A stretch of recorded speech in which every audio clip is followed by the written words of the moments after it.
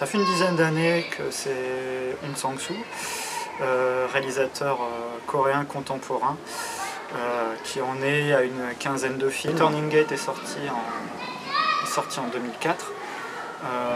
Je connaissais rien d'Hong Sang-soo avant le film, je suis allé un peu comme une fleur et j'ai été cueilli par le film totalement. J'ai eu la sensation de voir ce qui me correspondait vraiment le plus dans le cinéma à ce moment-là. Et c'est toujours le cas, il écrit très peu de scénarios, il va écrire un traitement de base, et le matin il écrit son film avant de tourner les scènes. Donc il y a quelque chose de spontané, j'ai envie de dire, dans la méthode, qui se retranscrit à l'écran. Il est à la fois très attaché à une sorte de banalité, de minimalisme, des choses du quotidien, beaucoup de répétitions.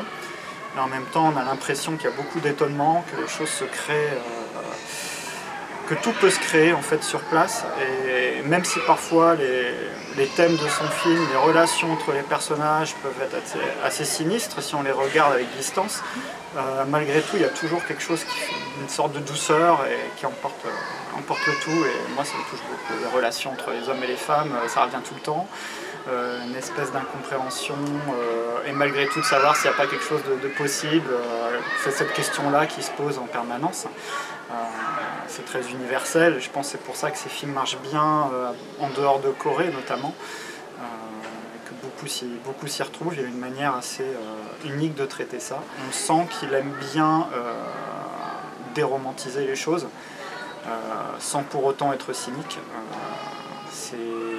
Voilà, enlever un peu les illusions, mais sans nous faire la leçon, sans asséner justement des choses. C'est un réalisateur, je crois, qui n'aime pas asséner de messages. Je pense que Hong Sang-soo est très à part dans le cinéma coréen. Beaucoup d'amateurs de cinéma asiatique d'ailleurs le mettent un petit peu à part parce qu'ils se disent c'est quelqu'un qui fait un peu du cinéma à la Woody Allen ou à la Godard.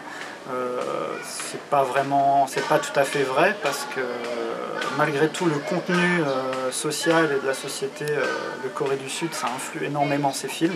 L'idéal serait presque de regarder cette vidéo et de presque l'oublier après et que ça revienne juste si on tombe un jour sur un DVD par hasard.